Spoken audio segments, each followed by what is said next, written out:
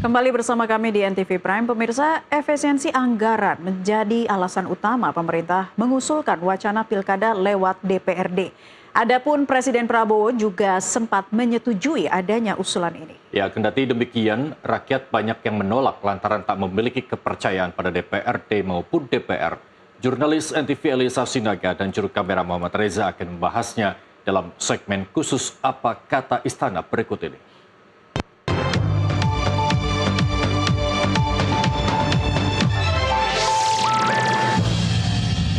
Kita harus perbaiki sistem kita. Sesuai dengan pemilihan lewat DPR Kabupaten Kota. Kita mendengarkan seluruh aspirasi dan pendapat. Anda memberikan hukuman apa kepada pemberi itu? Kita harus perbaiki sistem kita. Dan kita tidak boleh malu untuk mengakui bahwa kemungkinan sistem ini terlalu mahal. Betul.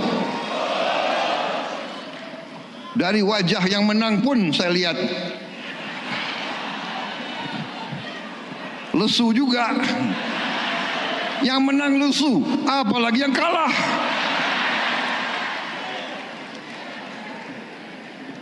Kita harus berani mengoreksi diri.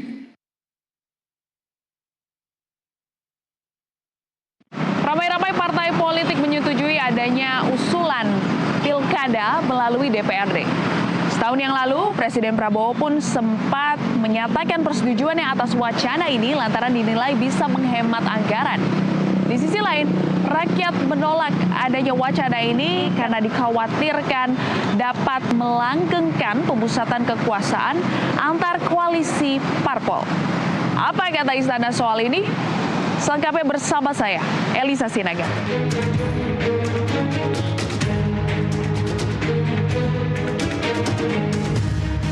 Presiden Prabowo sempat menyatakan persetujuannya soal wacana kepala daerah kembali dipilih melalui Dewan Perwakilan Rakyat Daerah atau DPRD. Adapun wacana ini sebelumnya disinggung oleh Ketua Umum Partai Golkar, Bahlil Lahadalia. Khusus menyangkut pilkada Bapak Presiden, 1 tahun lalu kami menyampaikan kalau bisa pilkada dipilih lewat DPR saja. Banyak pro dan kontra. Tapi setelah kita mengkaji, alangkah lebih baiknya memang kita lakukan sesuai dengan pemilihan lewat DPR Kabupaten Kota. Biar tidak lagi pusing-pusing. Saya yakin bahwa ini membutuhkan kajian yang mendalam. Oleh karena itu kami memandang pembahasan RUU bidang politik seyogyanya bisa dimulai tahun depan. Ini agar pembahasannya bisa dilakukan dengan komprehensif, hati-hati dan cermat, dengan melibatkan masukan yang luas. RUU ini harus melalui kajian yang mendalam. Tapi terus terang aja Bapak Presiden, sekalipun undang-undang kita sudah kaji baik, saya punya kekhawatiran. Jangan sampai undang-undang sudah jadi, sampai di MK membuat yang lain, bahkan bisa merubah, bahkan bisa membuat norma baru lagi. Jadi saya pikir ini perlu kita kawal bersama-sama agar persoalan ini harus tetap kita lakukan dengan baik. Di sisi lain, Menteri Sekretaris Negara Prasetyo Hadi merespons hasil survei yang menunjukkan penolakan mayoritas masyarakat terhadap wacana pemilihan kepala daerah atau pilkada tidak langsung. Pras mengatakan sebagai wakil pemerintah, ia akan menghargai perbedaan pendapat di masyarakat. Namun sebagai politikus Partai Gerindra, Prasetyo Hadi pun membenarkan bahwa Presiden Prabowo sudah menentukan sikap mendukung pilkada tidak langsung. Dukungan ini bahkan sebelum Prabowo dilantik menjadi presiden. Kalau pemerintah ya pada dasarnya kan kita mendengarkan seluruh aspirasi dan pendapat.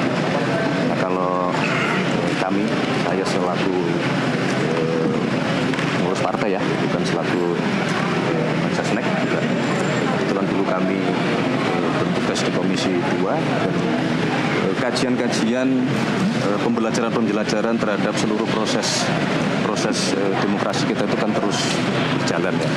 Semua memiliki pendapat, memiliki pandangan, ada yang menilai kelebihannya, ada yang menilai kekurangannya, tetapi kalau kami berpendapat, sekali lagi kami sebagai pengurus partai, salah satu pimpinan di partai, kami berpendapat memang kita harus berani untuk melakukan perubahan dari sistem, manakala kita mendapati bahwa sistem yang kita jalankan sekarang itu banyak juga sisi negatifnya.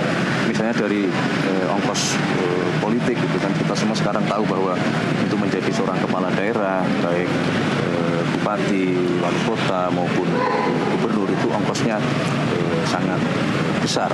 Belum dari sisi negara ya, dari sisi negara dalam hal ini mengenai pembiayaan.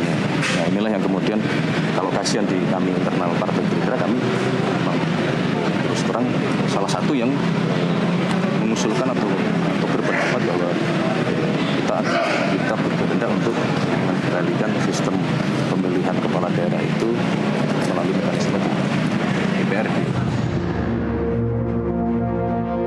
Dalam sejarahnya, sebenarnya Indonesia pernah menjalankan sistem pilkada lewat DPRD pada masa awal kemerdekaan.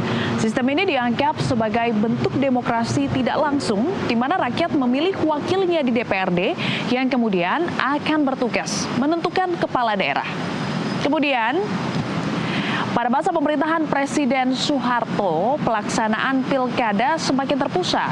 Jadi pemilihan kepala daerah tetap dilakukan melalui DPRD, namun calon-calon kepala daerahnya ditentukan oleh pemerintah pusat melalui Menteri Dalam Negeri. Setelah reformasi, Indonesia memasuki babak baru dengan diberlakukannya pilkada langsung. Rakyat memiliki hak untuk memilih sendiri kepala daerah mereka.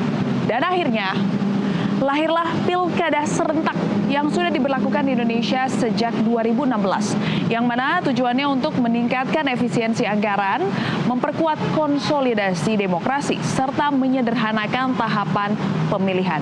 Nah, apa yang mendasari sistem pilkada lewat DPRD ini harus diberlakukan? Anggota Komisi 2 DPR fraksi Golkar Ahmad Irawan mengatakan adanya usulan pilkada dipilih melalui DPRD oleh partainya lantaran Partai Golkar melihat sistem yang rusak dari pilkada serentak.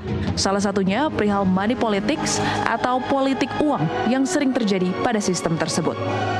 Maka kemudian kalau kita telusuri original intent dan pembahasan Undang-Undang Dasar 1945 di 4 kali amandemen, khususnya ketika membahas kaitannya kekuasaan pemerintahan, di situ bahwa kita sadari ada yang disebut daerah istimewa Yogyakarta, yang kemudian memang kita tidak bisa melaksanakan pemilihan langsung di situ, sampai kemudian perdebatan yang begitu keras dan pimpinannya mengingatkan agar kita melihat persoalan dan perdebatan langsung tidak hanya sebagai satu hal yang sifatnya simbolik, tapi juga ada yang substantif dari demokrasi itu sendiri. Satu, bahwa harus ada keterbukaan, harus ada kejujuran, harus ada keadilan dan lain-lain sebagainya. Jadi perdebatan money politik itu sejak awal gitu. Sementara itu, pengamat politik Yunarto Wijaya mengatakan bahwa banyaknya permainan politik uang dalam pilkada serentak tak serta-merta harus mengubah sistem pilkada serentak menjadi pilkada lewat DPRD. Logical fallacy dalam menyalahkan masyarakat ketika berbicara mengenai money politik seperti dijelaskan Gus Kozin tadi. Bahwa logical fallacy pertama adalah ketika ada problem, kenapa langsung dibakar adalah rumahnya atau sistemnya. Apakah ketika partai-partai atau DPR kemudian banyak terbukti terlibat dalam kasus hukum, kita kemudian langsung masuk dalam logik jam bubarkan partai, bubarkan DPR? Kan nggak bisa. Ada prinsip-prinsip bahwa ada aktor-aktor dan sistem yang harus kita sepakati dalam sistem demokrasi. Logical fallacy kedua, ketika dikatakan ada money politik. Money politik itu terjadi ketika ada pemberi dan penerima. Pelakunya ketika Anda memberikan hukuman perubahan sistem dengan kemudian mengambil hak, katakanlah dari yang menerima money politik selama ini, Anda memberikan hukuman apa kepada pemberi itu, kepada penyogok itu? Saat ini usulan pilkada pilkada melalui DPRD disetujui oleh 6 parpol dengan 417 kursi di parlemen. Sedangkan PDI Perjuangan masih menolak adanya wacana ini dengan 110 kursi dan PKS dengan 53 kursi masih dalam posisi mengkaji. Jadi jika melakukan voting di DPR, maka usulan pilkada lewat DPRD ini sudah pasti bisa lolos. Tapi, apakah rakyat akan menerima dengan semerta-merta atau kembali melakukan gelombang penolakan? Elisa Sinaga, Muhammad Reza, jurnalis NTV, melaporkan.